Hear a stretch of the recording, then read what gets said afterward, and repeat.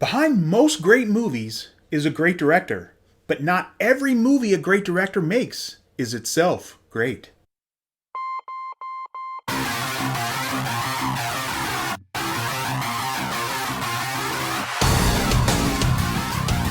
Hello, friends, followers, and fellow entertainment lovers.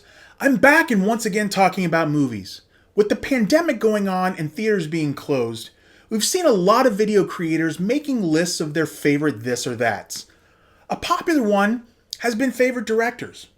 I thought I might do that too, but with a little twist.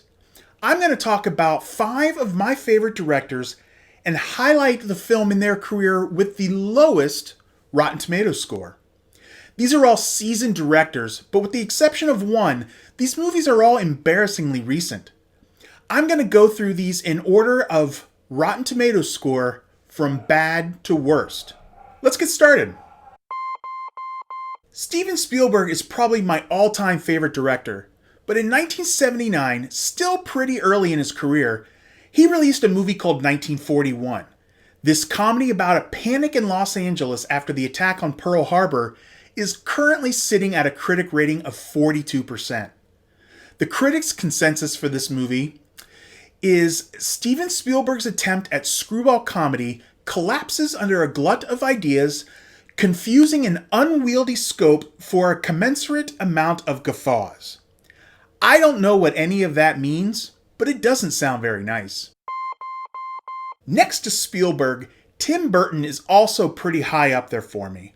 But I'll admit, for as many winners as he's had, there are quite a few that fall a bit short for me.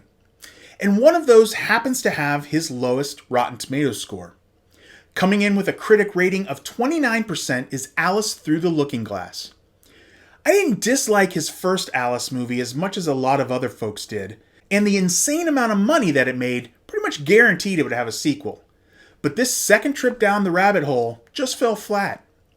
This time around, critics said, Alice Through the Looking Glass is just as visually impressive as its predecessor, but that isn't enough to cover for an underwhelming story that fails to live up to its classic characters. Of the directors on this list, I'd say Ridley Scott is my least favorite, but his list of fantastic films is impressive, as are some of the movies that he's teamed up with Russell Crowe for. Unfortunately, 2006 is a Good Year is not one of them. Currently sitting at 25%, the critics' consensus is A Good Year is a fine example of a top-notch director and actor out of their elements in a sappy romantic comedy lacking in charm and humor. In some sense, you could say that Ron Howard was George Lucas's apprentice. But as far as directing goes, I'd say Howard actually surpassed his master. But with the Da Vinci Code trilogy, he seemed to struggle with critic approval. Howard's 4 worst-rated movies include all 3 of the Da Vinci Code films, with 2016's Inferno coming in last. It scored just 23% with critics.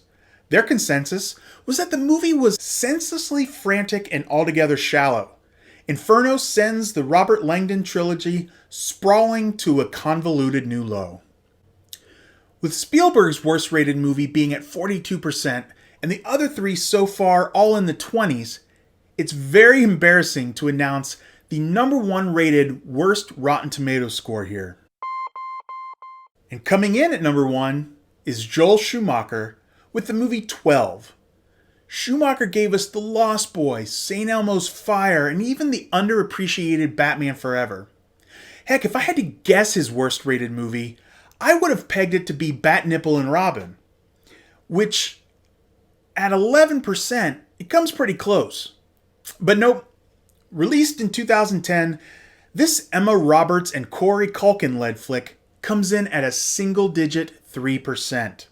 In fact, the score is so low, there's not even a critic's consensus on this one. All of these directors have made some of my favorite movies, and all of their worst movies are still better than one that I could probably make. So what are the worst movies from your favorite directors? Let me know in the comments. That's going to do it for today, but hang in there. There's more love to come. Thanks for watching. If you enjoyed this, please subscribe and hit the notification bell so you never miss a future video. A like would be super appreciated too.